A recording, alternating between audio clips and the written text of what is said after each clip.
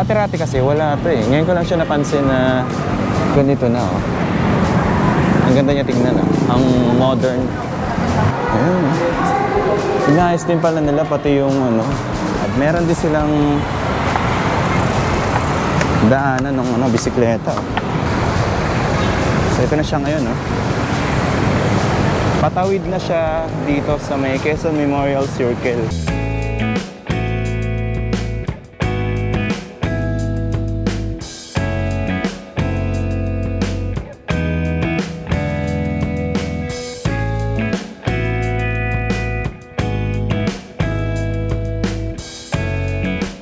Okay, magandang araw sa inyo lahat. Nandito tayo ngayon sa may North Avenue. At itong nakikita nyo sa may kaliwa, ito yung daan ng MRT7. Makikita nyo dyan, pababa. Ito na yung sa may kanto, papuntang Elliptical Road. Pababa na yung riles nitong MRT7.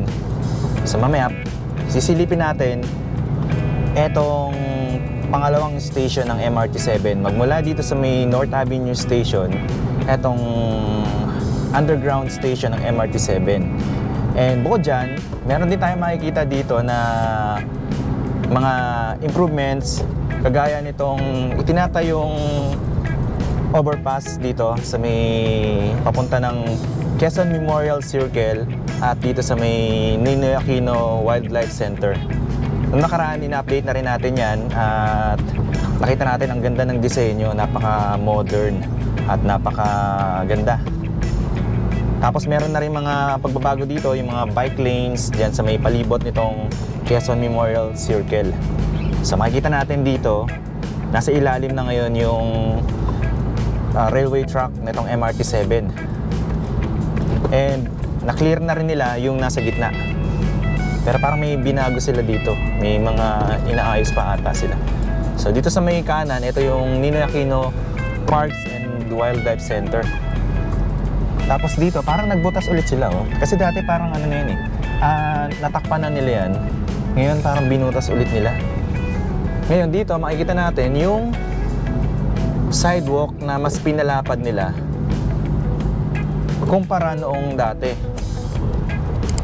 Dito sa may tawid, dito yung station ng MRT7. Ayan. Ikutan natin dito. Etong overpass. So makikita nyo, dyan bago lumiko ng Quezon Avenue, eto na siya ngayon. Kung matatandaan nyo, nung nakaraan na nag-update tayo, nung huling blinag natin yan, ang nakita natin is mga bakal pa lang. Ngayon parang may mga semento na sa ibabaw. So ito tayo dito sa may Quezon Memorial Circle. Dito makikita natin yung station ng MRT7.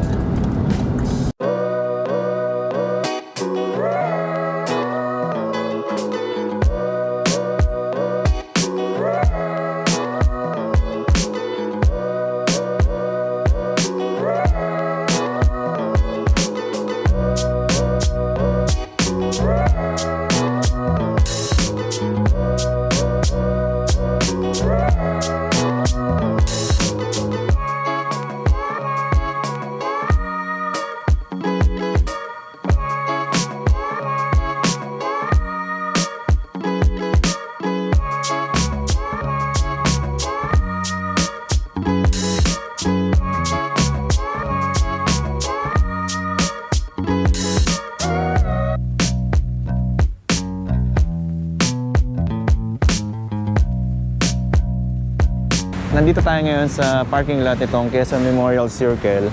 At isa sa napansin ko ay etong bubong nitong underpass. Dati-rati kasi wala to eh. Ngayon ko lang siya napansin na ganito na oh. Ang ganda niya tingnan oh. Ang modern nung design. Dati open lang to. Wala siyang bubong. Walang ganito. Ngayon may bubong na, tsaka transparent, tsaka ang ganda ng design, ano? Modern yung pagkakagawa. Magmula dito sa underpass, ito yung patawid, papunta ron sa may Quezon City Hall. Ganun din, may ano rin, may bubong din katulad dito. So meron ditong para sa bike. Ayan.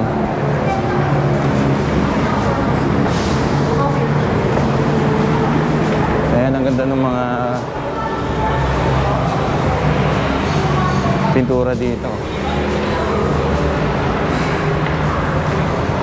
Ano siya? Mga nature.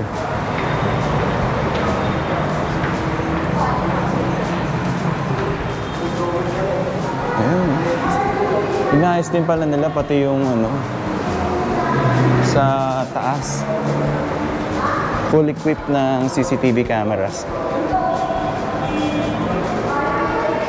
Ganda ng design ah. Ngayon ko lang ulit napasok to eh. Ganito na to pala. Mas ano, mas maaliwalas na ngayon.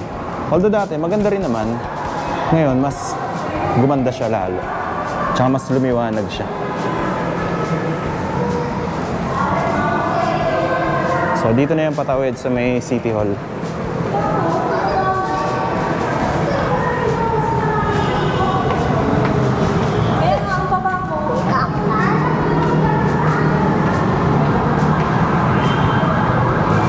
Dito na tayo sa kabila.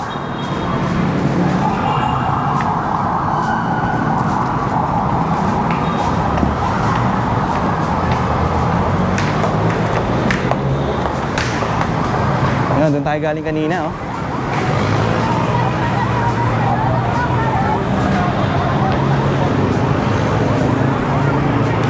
Ito yung bubong niya.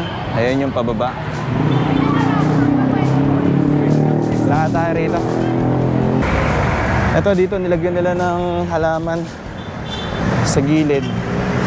Dati wala to eh. So mas lumapad ngayon yung sidewalk dito. At syempre mas maliwalas na siya tignan. So dito yung bike lane. Nandito tayo ngayon sa may East Avenue.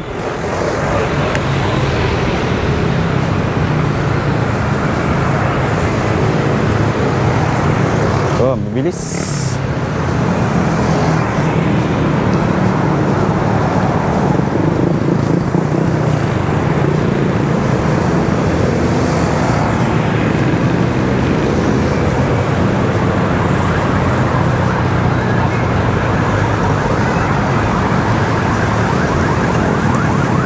Siguro maganda kung lagyan nila ng humps dito para kahit pa paano yung mga dumadaan na sakyan dito, medyo mag-slow down sila ng kaunti. Kasi ang hirap tumuwid pag ganitong ano eh, paliko yung mga sasakyan, ang bibilis nila. Or maglagay sila ng traffic enforcer dito para may magmamando.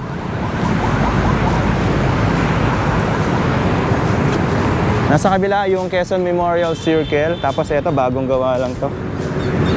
Although hindi naman siya bagong gawa, kaya medyo matagal-tagal na rin.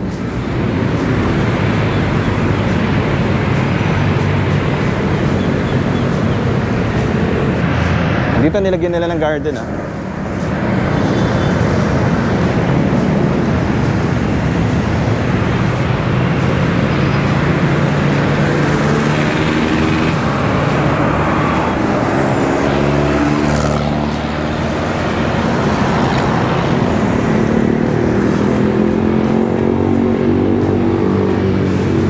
Ito yung isa sa mga lalagyan din nila ng halaman katulad doon sa kabila. Yun, makikita nyo doon. Tapos pwede ring daanan ng mga bisikleta. So nakaano na. Mas safe na to para sa mga nagbibisikleta at saka sa mga naglalakad. Kasi hindi na sila dadaan. Unlike before na may guhit lang na kulay green para sa mga nakabisikleta. Ngayon ano na, may talagang designated na daanan para sa kanila. And dito, lalagyan din nila ng halaman para mas maganda, mas kaaya-aya tignan. Ito pala yung dati na pumunta tayo na naka-cover at inaayos. Ngayon, ito na. Mas safe na maglakad ngayon, tsaka mas safe na magbisikleta rito. Kasi mas palapad na yung daan. Dito parang may gagawin pa sila, oh.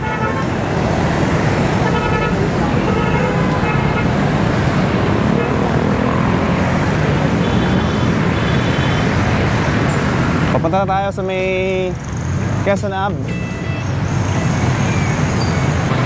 Ito yung dating bike lane. So mapapansin natin na dati nilagyan nila ng bike lane dito. So pag ano yan,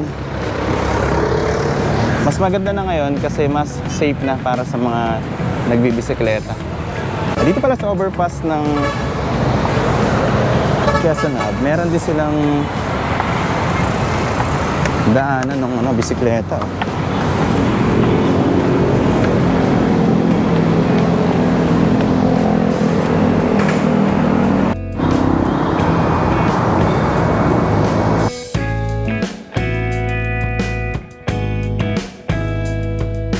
Ito naman yung Ninoy Aquino Parks and Wildlife Center. Ito yung sinasabi ko na magmula dito, tatawid na papunta doon sa may Quezon Memorial Circle, yung mga namamasyal dito gamit yung bagong footbridge na tinatayo rito.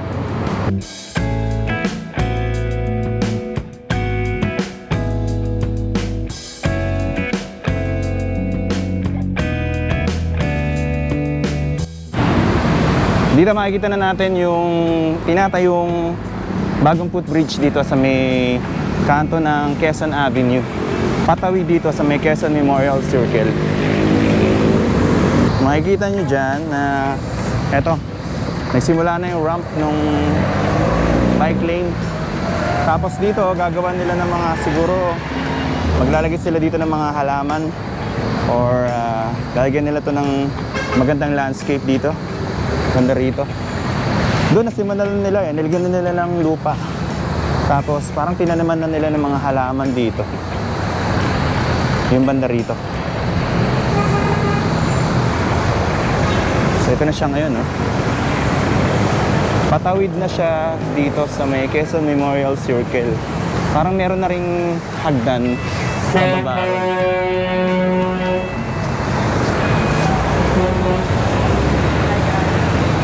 Ayan, dito siya, oh. So dito siya bababa. Ito yung sa may Ninoy Aquino Parks and Wildlife Center. Ito siya. Ganda, no? Sana ma-maintain na maayos, tsaka maging masunod nila yung design dito. May ano na eh. May...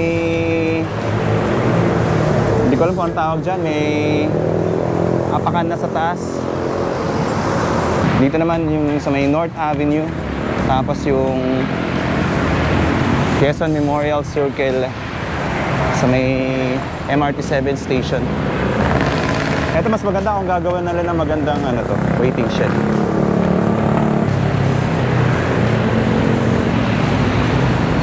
So ang gagawin pala nila rito, lalagyan nila ng mga bricks.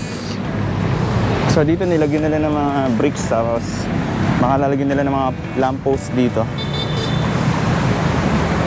para mas maganda tignan at mas magandang lakaran. Yan, oh. Ito na yung kanto ng North Avenue. At ito palang ginagawa nila ay yung paglalagay ng mga bricks para dito sa walkway, dito sa gilid. So dito naman yung sa may bike lane.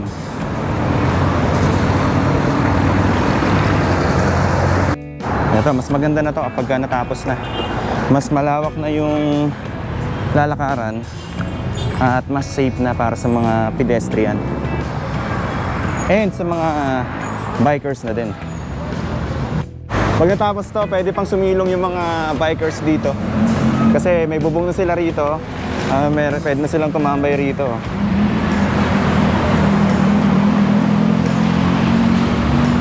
So nandito na tayo sa may Quezon Avenue. Patawid ulit tayo ron sa may overpass. Ito yung ilalim. Alright, maraming salamat sa pagsama sa akin sa simpleng update natin dito sa Quezon Memorial Circle. Ngayon nga pala ay October 26, 2024. Maraming salamat and magkita-kita po ulit tayo sa mga susunod na update. Thank you so much and God bless po sa inyo lahat.